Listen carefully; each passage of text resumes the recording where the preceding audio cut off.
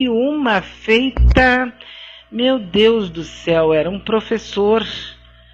Eu não vou lembrar o nome dele agora, que pena. Mas ele faz cerveja, essa artesanal, e ele fez uma cerveja com pimenta. Que delícia! Olha, tudo isso. Porque daí tem... Bom, agora nós vamos ficar falando de pimenta, cerveja, é brincadeira, né? Bom, não, agora que tu falou, me lembrei que tinha um paciente meu que era especialista em montar cervejarias particulares. Custavam, eu me lembro, isso uns 8 anos atrás, em torno de 15 a 20 mil, tu tinha uma cervejaria montada no teu quintal.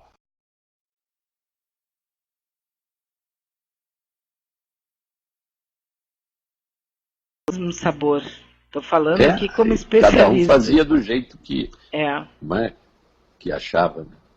Tem até um concurso, né, parece, brasileiro de cervejeiros artesanais. Olha só, cerveja de xarope de milho, transgênica. Eu tomo da Dado Beer. Gosto, pois custa R$ 1,89. Essa aqui decide o sabor pelo preço. Quando eu for ao Dado Beer comer alguma coisa, eu vou lembrar essa dica. Isso aí, o preço, né? Do preço. Bom, vamos voltar aqui então o que diz aqui. Segundo o livro Sublime Peregrino, livro espiritualista do Ramatiz, Jesus teria ido aos essênios e permanecido um bom tempo com esse povo, incorporando muitas coisas dos seus costumes, entre eles o sinal feito por Jesus com os dedos anelar e indicador com o polegar levemente afastado. Seria um sinal utilizado pelos essênios. Nessa história também diz que Jesus esteve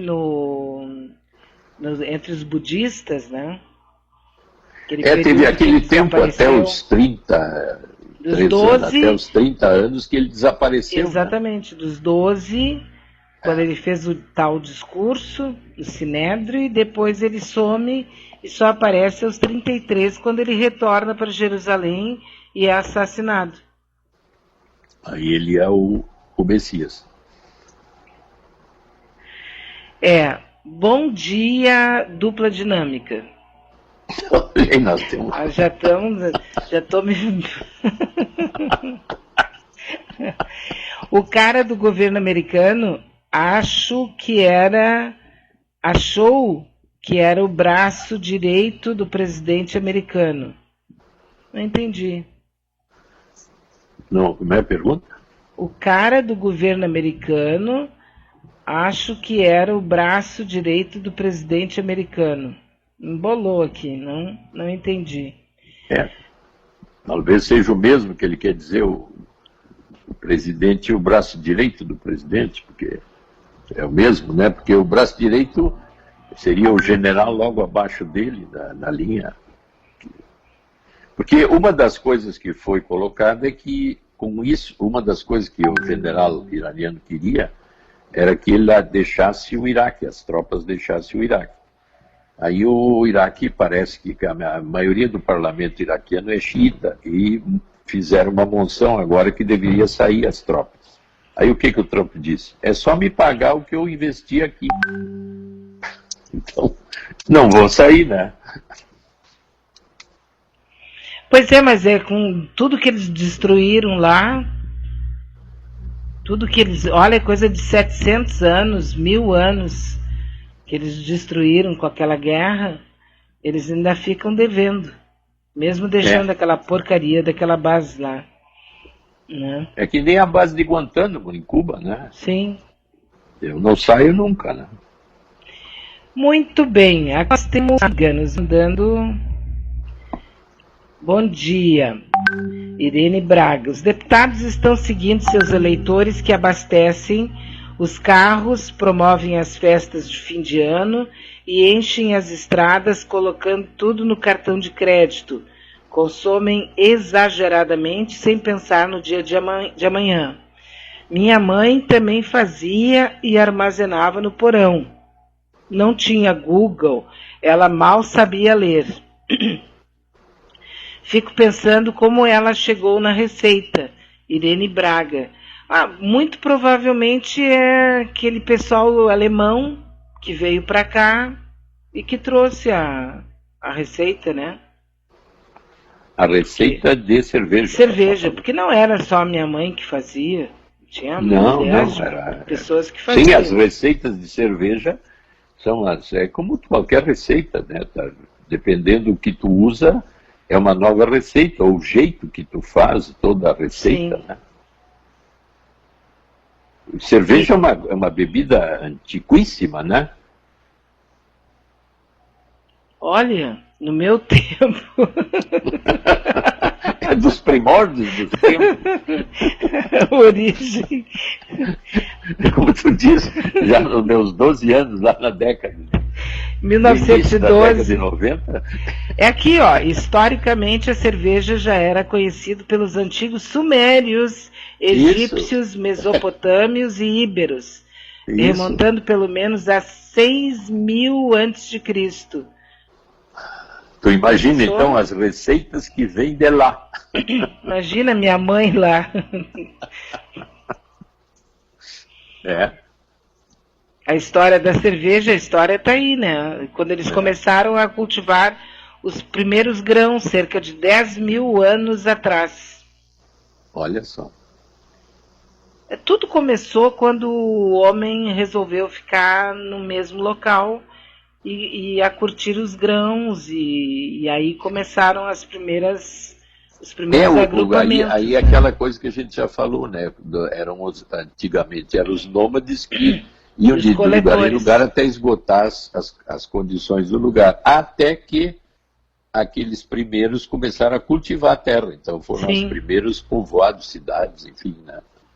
Eram os coletores e depois os agricultores. E os pastores, né? É. E depois aqueles que passaram a cultivar o lugar, aí então se fixaram, né? Então, de coletores e pastores passaram a ser agricultores, né?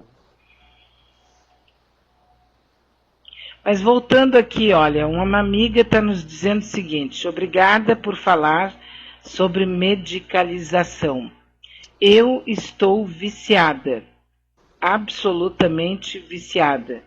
Quando não estou tomando ansiolíticos, eu me afundo em tristeza, engordo loucamente, sofro de insônia, aí volto no médico, que ele não quer me dar remédios, mas eu brigo por remédios. Não sei como sair dessa. Aí entra o aspecto assim, mais de vício, né? Assim como temos vários vícios, o remédio pode se tornar uma coisa viciante, porque realmente, até me lembrei de um paciente meu que dizia assim, eu estava deprimido o dia inteiro, e daqui a pouco fui almoçar fora e tomei uma caipirinha, mas parece assim que tudo sumiu.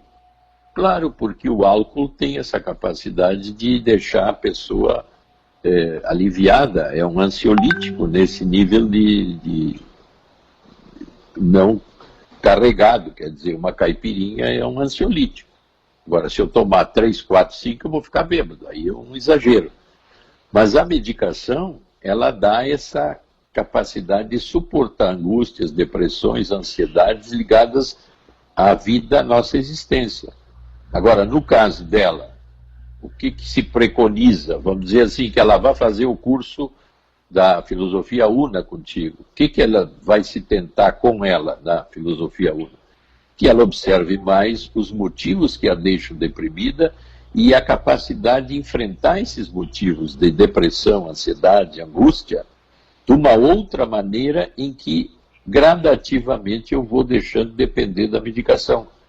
Então, numa linha de autoconhecimento, vamos dizer assim, se ela olhar a minissérie Messiaen, enfim, ela vai ver que o que ele preconizava é um autoconhecimento maior, um auto-perdão, uma vivência pessoal onde eu enfrento as minhas angústias. Porque se eu não fizer isso, então eu vou ter que depender ou de todas essas medicações, ou das bebidas, ou de alguma outra coisa que me salve da angústia. É mais ou menos por aí, né? Sim, e já fica bem, assim, pelo menos evidente que ela sabe. O principal é o que ela colocou. Eu me Aham. dou conta, mas não sei o que fazer.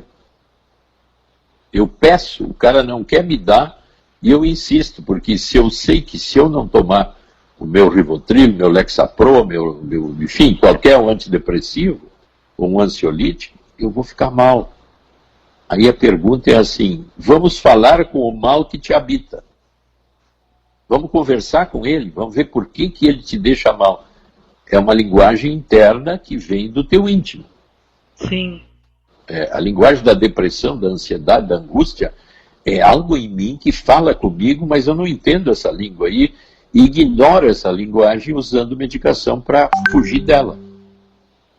Mas só pode ser alguma parte inconsciente minha que quer falar comigo. E a linguagem do inconsciente é sempre angústia, ansiedade, depressão ou qualquer tipo de medo. Sim, tu sabe que tem alguma coisa errada. Exatamente. Só não sabe o que é, né? Olha bem a minissérie aí, aparece bem, quando ele diz assim, e aquele problema do menino lá, que não te deixa. Aí o cara ficou apavorado, né? Nossa, ele leu um foi segredo. Demais. E uma coisa, né, Dr. Maia, que sempre vai acompanhar a gente é quando tu fez alguma coisa que tu sabe que foi errado e tu não te perdoa. E aí o não perdão interno gera uma cobrança e uma angústia constante que nas linhas religiosas leva para o pecado. O pecado então deve ser o quê? Eu tenho que confessar. Confessando o pecado, eu admito o meu pecado e ganho perdão. Mas é que esse pecado falado, vamos dizer, numa confissão, pode ser muito verbal e não haver isso que ali na minissérie aparece bem, quer dizer, eu realmente viver a angústia de me sentir daquele jeito que está aparecendo agora. Aí eu realmente mudo. Senão eu fico, né? Ruminando. Repetindo o mesmo pecado, mas não me perdoando nunca, né? Ruminando. Uma ruminação negativa, quer dizer. Eu continuo sofrendo. Agora, tem pessoas que fazem disso uma espécie de sofá, né? Quando enxergam uma pessoa nova na frente dela, se joga no sofá e começa a contar todas as tristezas de novo. É uma forma de querer, vamos dizer, se livrar delas, mas aí a repetição parece que fica um círculo vicioso, que eu apenas uso o ouvido do outro para repetir a mesmíssima coisa e não mudar.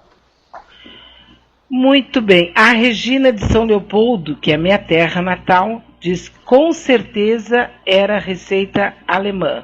Minha sogra fazia exatamente como tua mãe e permitia até as crianças de tomar uns golinhos. Abraços. Exatamente isso.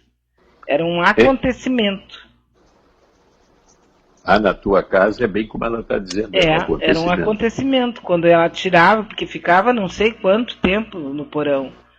Aí tirava e daí era aquele dia. E que delícia! Agora eu estou tomando aquela cerveja.